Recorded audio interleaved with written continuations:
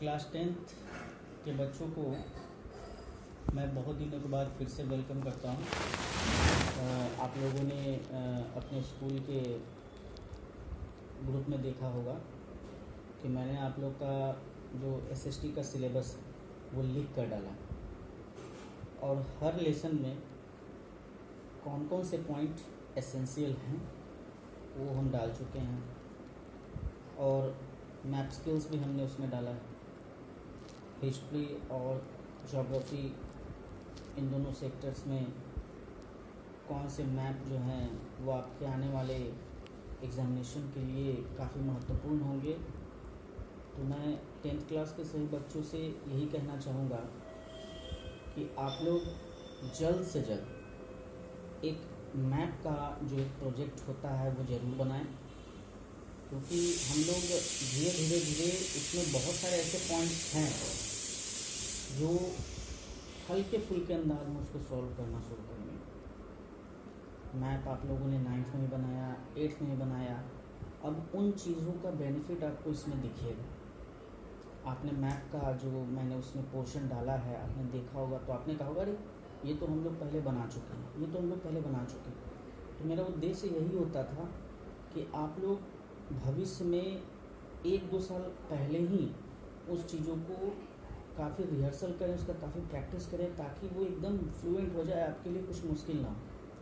तो हम लोग फिर से वही काम करेंगे, लेकिन एक बात याद रखें, जिस बच्चे का प्रोजेक्ट वर्क कंप्लीट होगा उसी बच्चे को आगे किया जाएगा या उसको नंबर दिया जाएगा। आपने इस कोविड के महामारी के दौर में देखा भी होगा कि बच्चों में जो कंप्यूटर्स का एग्ज़ामिनेशन था या कुछ भी था तो उसमें स्कूल परफॉर्मेंस के हिसाब से नंबर दिया गया। तो आपको ये पता होना चाहिए कि स्कूल परफॉर्मेंस, स्कूल आपके लिए कोई इतना जेनरसिटी नहीं दिखाएगी अगर आप नहीं पढ़ेंगे तो। स्कूल का उद्देश्य है कि हमारे बच्चे पढ़ें, और जिनकी कॉपीज़ कंप्लीट थी, जिन्होंने अच्छा कार्य किया था, सभी को नंबर दिया गया। तो आप यहाँ से समझ लीजिए, चाहे वो साइंस हो या फिर मैथ्स हो या फिर एसएसटी हो, कोई भी सब्जेक्ट हो, प्रोजेक्ट काफ़ी इंपॉर्टेंस देता है उसमें। तो आप भी जिस तरह से पहले स्क्रैप बुक बनाए हुए थे उस तरह से आप लोग बनाएं।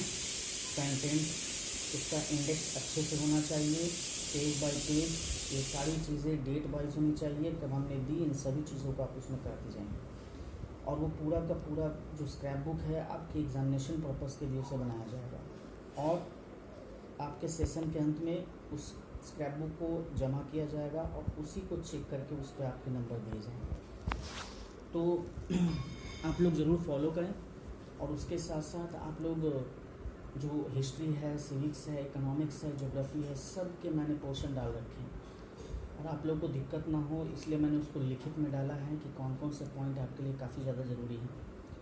तो आज जो मैं आपको थोड़ा सा इंट्रोडक्शन देने जा रहा हूँ वो है हिस्ट्री का chapter first, the rise of nationalism in Europe.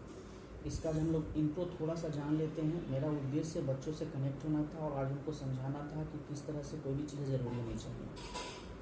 सभी बच्चों से मैं ये भी आग्रह करूँगा कि कॉपीज़ आप लोग बना ही लें, है ना, और उसको जैसे जैसे मैं आपको नोट्स देता जा रहा हूँ, जो भी आपको क्वेश्चन देता जा रहा हूँ, आप उसको बनाते जाएं। वो आपका फेयर वर्क होगा। एक अलग कॉपी रख लीजिए, उसमें अगर आप रफ करते, रफ की ज़रूरत पड़ती नहीं है, लेकिन आप लोग रख सकते हैं।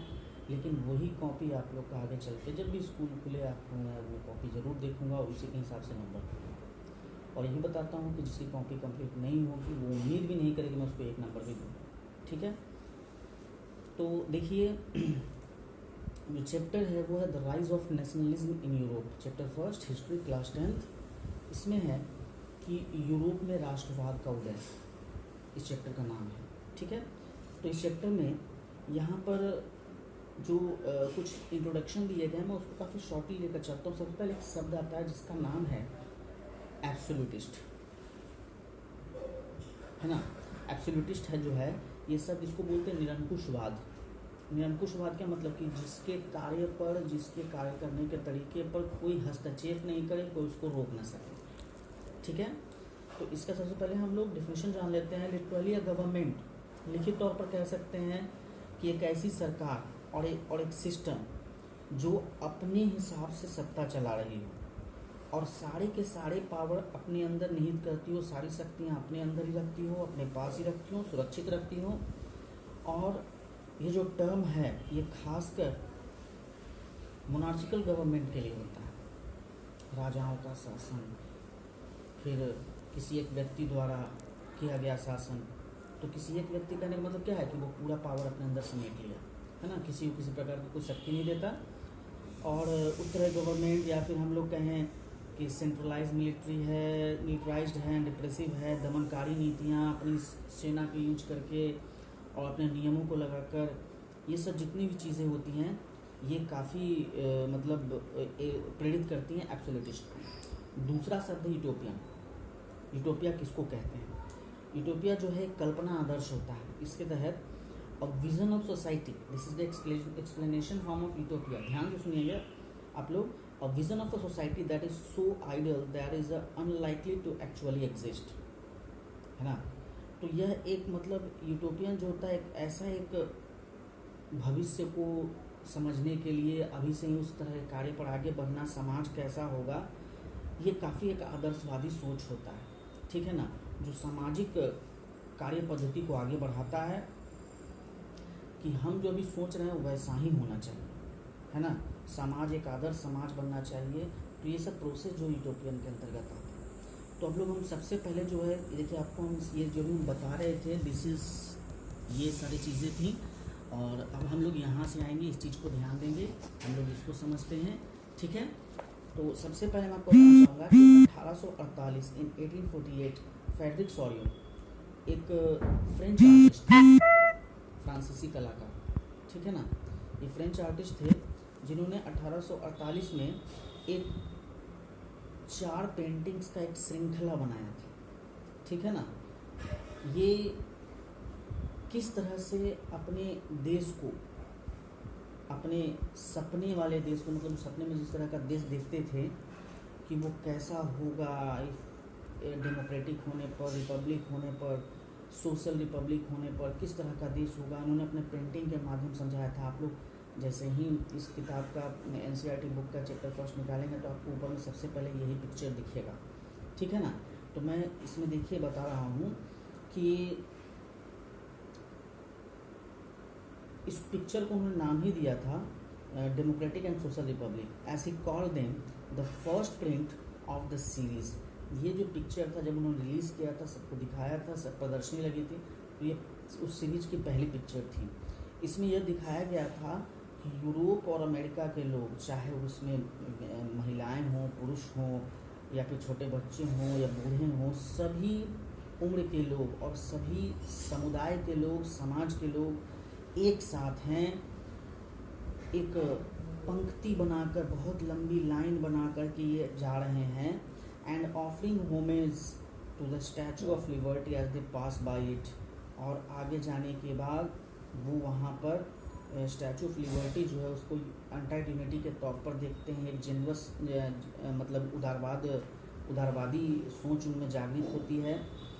As you would recall, artist of the time of the French revolution personified liberty as a female figure. इसमें दिखाया गया है कि आप लोग ये भी देखे होंगे कि स्टैचू ऑफ लिबर्टी में जो एक्चुअली जो स्टैचू होता है वो एक महिला की मूर्ति होती है, ठीक है। Here you can recognise the torch of enlightenment, और उसके हाथ में आप देखिएगा एक मशाल होती है, टॉर्च मशाल को कहते हैं। टॉर्च ऑफ इनलाइटमेंट का मतलब होता है कि उज्ज्वल भविष्य की ओर बढ़ने का वो जो है सिद्धांत पेश करता है, मशाल उसको समझा गया है, ठीक है। She bears in one hand and charter of the right of man in the other. इस मशाल को उसने एक हाथ में थाम रखा है और दूसरे हाथ में, इसके दूसरे हाथ में जो है वो यहाँ पर दिया गया है and the charter of the rights of man in the other. तो इसके बाद बताया गया है कि on the earth in the foreground of the image lie the shattered remains of the symbol of absolutist institutions। तो यहाँ लेकिन तब भी वहाँ पर उस समय तक जो सत्ताएँ थी, जो कार्य पद्धति थी, वो निरंकुशवाद सत्ता की ओर ही चल रही थी। In Sorrieu's utopian vision the people of the world are grouped as distinct nation. अगर फ्रेडरिक सोरियो के हिसाब से समझे तो उन्होंने जो सीरीज़ अपनी बनाई थी, तो पेंटिंग में उनका कहने का उद्देश्य, जो मैसेज देने का उद्देश्य यही था कि no matter we are American और समथिंग एल्स, लेकिन हम लोग को एक यूनिटी में रहनी चाहिए और अपने देश को या अपने इस साम्राज्य को जो है एक रिपब्लिकन तरीके से जो है एक लोकतांत्रिक तरीके से इसको चलाना चाहिए। Leading the procession with past the Statue of Liberty are the United States and Switzerland, which by this time we already nation state। और ये मूर्ति जो है ये एक अंडर यूनिटी को दिखाती है, ठीक है। तो इसमें देखिए आगे है कि France identifiable by the revolutionary try colour has just reach the statue. इसमें हम देख सकते हैं कि स्टैचू के पास फ्रांस का जो उसका राष्ट्रीय ध्वज है वो पहुंच चुका है, वहाँ पर एकदम उसके पास में ही है। इसमें दिखाने का प्रयास किया गया है, लोग पंक्ति में हर देश का झंडा लेकर चल रहे हैं, उसका राष्ट्रीय ध्वज लेकर चल रहे हैं। इससे मैसेज यही जा रहा है कि they R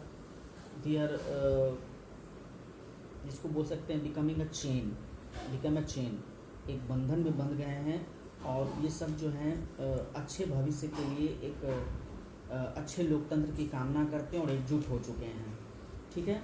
C is followed by the peoples of Germany bearing the black red and gold flag.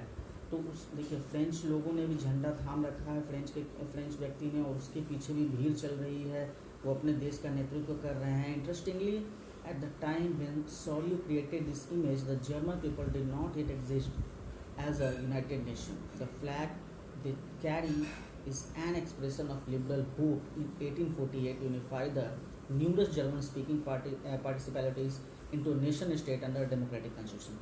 Coincidentally कहा जाए कि जिस समय ये पिक्चर फ्रेडरिक सोरियो ने बनाया था तो उस समय जर्मनी जो था वो एक रिपब्लिकन कंट्री नहीं था, मतलब गणतांत्रिक देश नहीं था, लेकिन वो होप कर रहे थे कि वो ऐसा होगा और ये साथ आएंगे, है ना। बस एक आशावादी विचारधारा के आधार पर वो चल रहे थे और उनका ये भी मानना था कि जिस सिद्धांत पर अमेरिकन आगे बढ़ रहे हैं, फ्रांस आगे बढ़ रहा है, उसी सिद्धांत पर जर्मनी भी आगे बढ़ेगा। इसलिए इस पिक्चर में उन्होंने जर्मनी को भी तरजीह दी, मतलब उसको जगह दी थी। Following the German peoples are the people of Austria, the kingdom of Two Sicilies, Lombardy, Poland, England, Ireland, Hungary and Russia. From the heavens above Christ saints and angels gaze upon the scenes they have been used by the artist to symbolize fraternity among the nation of the world। इस picture में उन्होंने दिखाने का ये तरीका भी निकाला कि बहुत तरह के वहाँ लोग होते हैं, वहाँ बहुत देशों के मिले हुए लोग हैं और किस तरह से जो है उसको एक साथ दिखाया गया कि ये अपने आप में ही काफ़ी बड़ा चीज़ है कि सभी तरह के लोगों को एक साथ दिखाया गया। They are all working together and fight for individual right, है ना, दैट इज़ फ्रीडम, है ना। तो ये चीज़ें इसमें दी गई हैं। अब इस चैप्टर में क्या है कि ये चैप्टर में तो पिक्चर जो आगे आपको दिया गया है उसमें फ्रेडरिक सोरियो के इमेजिनेशन को दिखाया गया है, राष्ट्रवाद को दिखाया गया है और किस तरह से लोगों ने अपना फोर्स लगाया इस राष्ट्रवाद को प्राप्त करने के लिए। यूरोप में एक राजनीतिक उथल पुथल मचवाया एंड इसके बाद जो है मानसिकता लोगों की कैसे बदली, इन सभी चीज़ों पर हम लोग आगे बढ़ेंगे। तो अगले वीडियो में हम लोग जो पॉइंट पढ़ेंगे वो होगा हमारा ये, आप देख सकते हैं, this is the French revolution and the idea of the nation, है ना। ये फ्रांस में आंदोलन और राष्ट्र का जो है एक नए राष्ट्र के निर्माण का विचार, तो ये हम लोग समझेंगे। और आप लोग निश्चिंत रहें, नोट्स वगैरह भी आप लोग का आपको मिलता रहेगा, क्वेश्चंस भी आप लोग को मिलते रहेंगे, लेकिन आप लोग कॉपी अच्छे से बनाएंगे। तब तक के लिए हैव अ गुड डे।